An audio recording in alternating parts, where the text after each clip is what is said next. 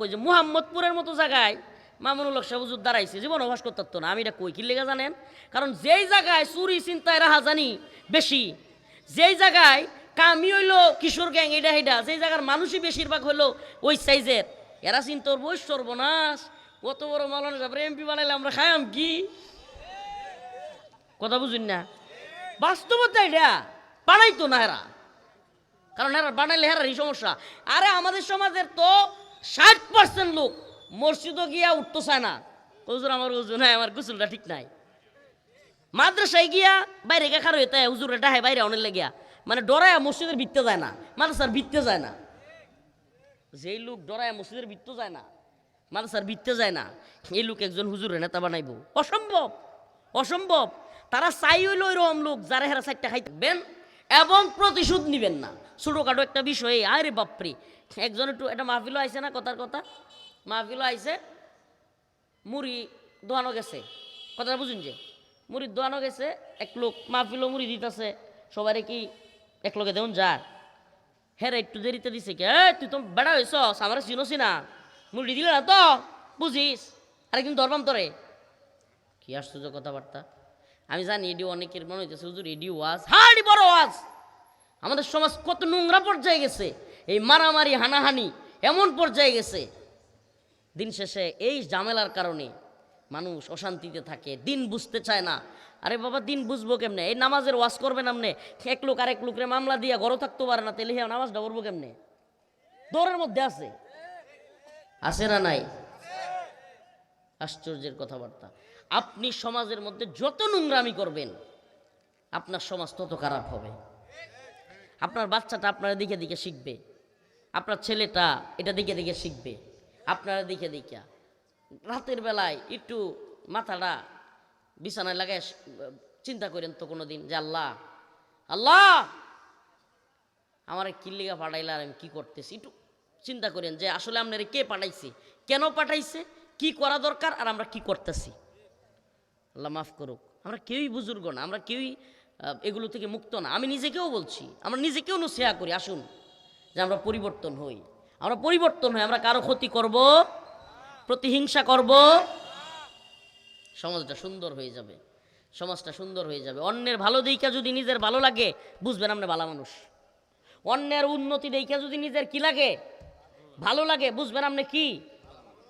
আর যদি অন্যের কিছু দেখলে যদি কেমন লাগে করেছে আমি করতে পারলাম না, তাহলে বুঝবেন আপনার সাথে কোনো মানুষ আর দুনিয়াত নাই।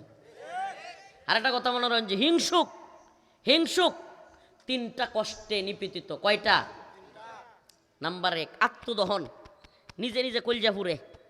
হিংসুকের যে কি কলজাপুরা রে, আস্তাগফিরুল্লাহ। আমাদের সমাজে আল্লাহ মাফ করুক জুলুমের বিরুদ্ধে দাঁড়াইতে গিয়া এমনও লোক আছে, এটা তো ইউটিউবাররা রেকর্ড করে আল্লাহ মাফ করুক, আমার কষ্টের কথা কয়জনের লোক কইয়াম, ছোট মানুষ তো, এমনও লোক আছে আমাকে কষ্ট দিতে পারতো না, জুলুমের বিরুদ্ধে দাঁড়াইতাম সব সময়। হ্যাঁ এক পর্যায়ে কইতো আরে বেশি বুঝে, মানে আমার শারীরিক ইয়া নিয়া পর্যন্ত খোঁচা দিত। অনেক কষ্ট পাইছি এই জীবনে, শারীরিক অবস্থান নিয়ে অনেকেই খোঁচা মারত। মানে যখন আমি জালেমদের বিরুদ্ধে দাঁড়াইতাম, জালেমরা আমার কোনো ভুল ত্রুটি খুঁজে পাইতো না, কারণ এর মতো তো আমি অন্যের কিছু করি না, অন্যের গিয়ে দহল করে লাই না, অন্যের গিয়ে ইয়া করি না। তখন যেগুলো মনে করেন এরকম দেখতো, আমার শারীরিক খোঁচা পর্যন্ত দিত। তো আমি এগুলো দেখছি, শারীরিক খোঁচা দিত, মানসিকভাবে আঘাত করতে চাইতো, কিন্তু আমরা দমে যাই নাই। কেন আপনাদেরকে এই কথাগুলো বলছি আজকে, যুব সমাজদেরকে বলি, অনেকে আছে তোমাদের ভাইরা, আমার আপন ভাইরা বলতো তোর কি নিজের ক্যাফরে সুরা বরস, আমার আপন ভাইরা বলতো। আমি কখনো থামি নাই, অন্যায়ের প্রতিবাদ সবসময় করছি। কেন করছি জানেন? কারণ অন্যায়ের প্রতিবাদ যে সমাজে বন্ধ হয়ে যায়, সমাজে জালেমরা মাথা ছাড়া দিয়ে ওঠে, সমস্ত জালেমরা একের পর এক জুলুম করতে থাকে। আমি কথা দিলাম সুবহানাল্লাহ, আমি যদি আল্লাহর রহমতে বাচ্চা থাকি, আল্লাহ যদি আমারে বাঁচায় রাখে, পূর্ব দলাই নেত্রকোনায় ইনশাল্লাহ জুলুম হইতে পারবে না। আশা করি সারা দেশেই জুলুমের বিরুদ্ধে, যেখানে জুলুম গেছি চেষ্টা করছি জুলুমের বিরুদ্ধে প্রতিহত করবার জন্য। জালেম কেন হবেন আপনি? আল্লাহ রসুল বলছেন যে সাহাবায়ে কেরামকে, হে আমার সাহাবারা, তোমরা তোমাদের ভাই জালেমকেও বাঁচাও, মাজলুমকেও বাঁচাও। সাহাবায়ে কেরাম বললেন, ইয়া রাসূলুল্লাহ, মাজলুম রে বাঁচামু এটা তো বুঝলাম, জালেম রে কেমনে বাঁচামু? আল্লাহ রসুল বললেন, জালেমকে তোমরা জুলুম করতে দিবা না, তাইলেই তোমার জালেম ভাইকে বাঁচাইলা। সুবহানাল্লাহ। কয় কেমনে? কয় তুমি যে জালেমরে জুলুম করতে দিলা না, হ্যাঁ গুনার থেকে বাঁচলো না? তুমি যে হ্যাঁ জুলুম করতে দিলা না, আটকাইলা, এতে করে সে কি হয় নাই? জালেম হইতে পারে নাই। এই যে গুনার থেকে বাঁচলো, এই জন্য তোমার ওই ভাই যে বাইচা গেল, জালিম হইল না, এই জন্য তোমার আমল নামায় সওয়াব দেওয়া হবে। সুবহানাল্লাহ। প্রিয় ভাইরা আমার, বন্ধুগণ আমার, আমাকে আল্লাহ মাফ করুক। আপনার লগে মনের কথা কিছু কয়ে ফেলতেছি, কষ্ট নিতেছেন, মন থেকে খুইলা কিছু কয়ে ফেলতে পারছি। এই ছোট বয়সে আপনারা তো খালি দেখুন আমরা এলাকার একটা সারা দেশে পরিচিত, এই সে অমুক তমুক, কিন্তু বুকটা ছিঁড়ে যদি আইতে পারতাম, এক বুক কষ্ট লয়ে বড় হয়েছি। বাপ ছোটোবেলা মরেছে, এক বুক কষ্ট লয়ে বড় হয়েছি। এত পরিমাণ আমার আম্মা জারিয়া মাদ্রাসায় পড়তাম, জারিয়া মাদ্রাসায় যে বছর আমার আব্বা মারা গেছে আমি জারিয়া মাদ্রাসায় ভর্তি হয়েছিলাম। আমার আম্মা অর্থ অভাবে, খরচের অভাবে আমার জারিয়া মাদ্রাসা তো লইতে আসিন, লজিং নাই, বোর্ডিং টিয়া দেখা হয় পড়াই থাকতো না। এই জারিয়া মাদ্রাসার মাহফিল উদ্দিন কইছিলাম, এক হুজুর আছেন মুরব্বী রেল স্টেশনের লগে, উনি কইছেন আচ্ছা রফিক ভালো পড়াশোনা করে, আমি তারে পড়াইয়াম, আমার ঘরে খাওয়াইয়াম। তো এইরকম পড়াশোনা করছি এরকম, কিন্তু জীবনে কোনোদিন আলহামদুলিল্লাহ অন্যায়ের সাথে আপোষ করি নাই, অন্যায়ের সাথে আপোষ করি নাই, কোনো দলের চামচামি করি নাই, চাটুকারিতা করি নাই। আপনারা এই মনে হইব আমার কোনো দলের লগে বা অনেক বড় নেতার লগে বিরাট সম্পর্ক, আবার দেখবেন এই একবার সম্পর্ক নাই। কেন জানেন? কারণ যেদিন দেখবাম এই নেতা, এই দল, এই সরকার ইসলামের বিরুদ্ধে, কোরআনের বিরুদ্ধে কোনো কিছু করতে গেছে, ব্যাস হ্যাঁ কিনুক, আমাদের দেখার সময় নেই। আল্লাহ যেন আমাদেরকে হকের উপর অটল বিচল রাখে, বলেন আমিন। প্রিয় বাবারা আমার, ভাইরা আমার, আমাদেরকে অবশ্যই দিনের পক্ষে অটল বিচল থাকতে হবে। আল্লাহ পাক ফেরেশতারে পাঠাইছে এক এলাকায় শাস্তি দেওয়ার জন্য। এই ঘটনাটা খুবই, এই হাদিসটা খুবই গুরুত্বপূর্ণ। এক এলাকায় পাঠাইছে ফেরেশতারে শাস্তি দেওয়ার লাগিয়া। ফেরেশতা গেছে, গিয়ে দেহে এক লোক সুবহানাল্লাহ নামাজ পড়ে, আল্লাহ বিল্লাহ করতেছে, আল্লাহর নাম নিতেছে। ফেরেশতা আল্লাহর কাছে বলছে, আল্লাহ আমি যে এলাকায় শাস্তি দিলাম, এই এলাকায় তো এক লোক তোমারে খুব ডাকে, তোমার খুব ইবাদত গুজার বান্দা, কেমনে কি করবাম? আল্লাহ পাক বলেন, ওরে সহ শাস্তি দেও। সুবহানাল্লাহ, চিন্তা করছেন আপনি? আল্লাহ বললেন যে শুনো, ওই লোক ইবাদত করলে কি হইছে?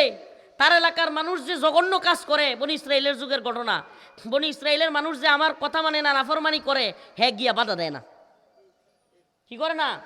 বাধা দেয় না। তাইলে হ্যাঁ সহ শাস্তি দেও।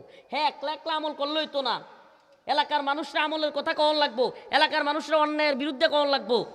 মদখোর নেশাখোররা যদি পাওয়ারফুল হয়ে যায়, এই মদখোর নেশাখোরদের বিরুদ্ধে দাঁড়াইতে হবে।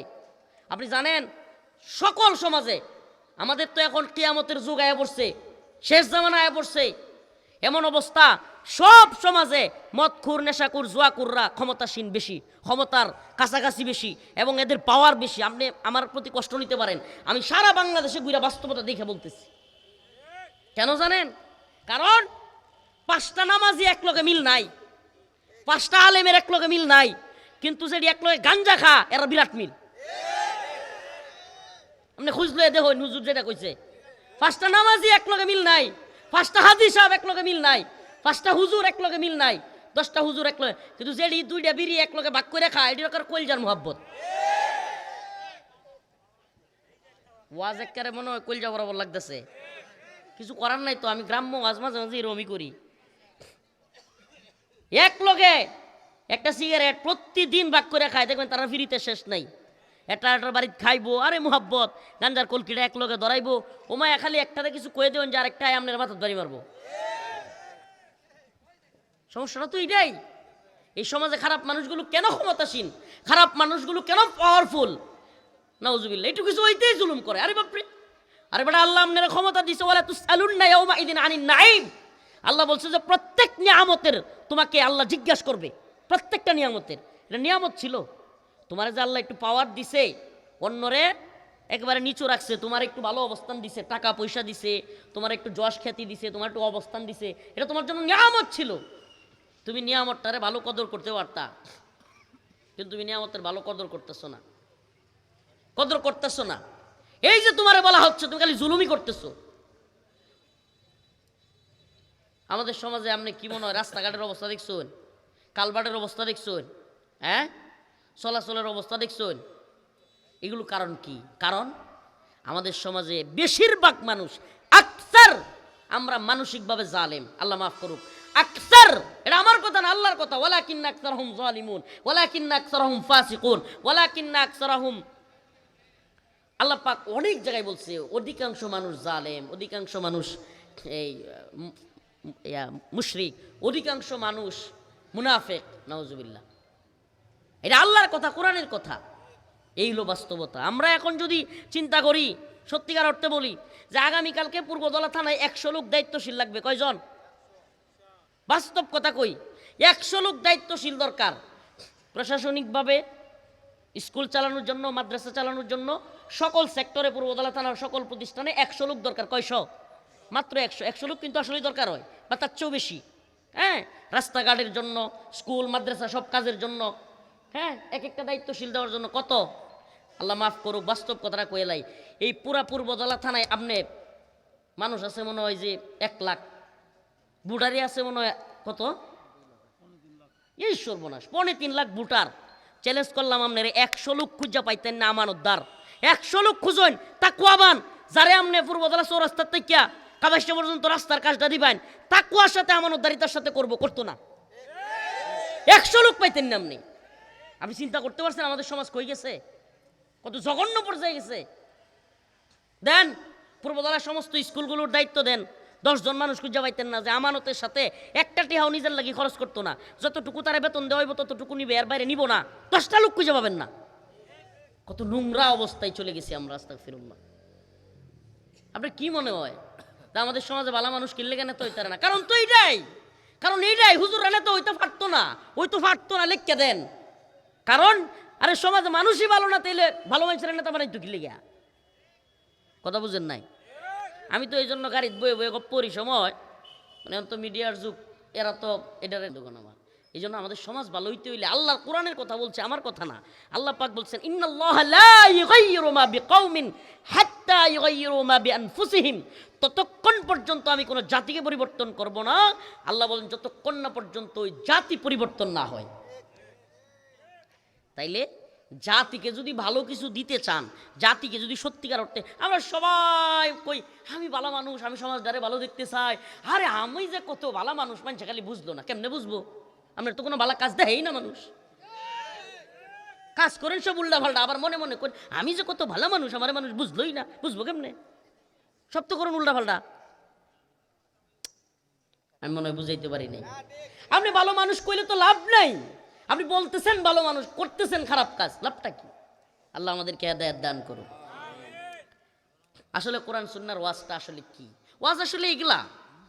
অনেকে মনে করে যে হুজুর আসলে ওই যে ওয়াজ শুনি, আরে বাবা রাজনীতির ওয়াজ তো অনেক করছি, রাজনীতির জায়গায় রাজনীতির ওয়াজ, কিন্তু আপনাদের সামনে আমাদের কথাগুলো বলতে হবে। এই জন্য খুব কষ্ট লাগে। আমি এই পর্যন্ত তো 10-12 বছর যাবৎ কন্টিনিউ এই পূর্বদলা থানার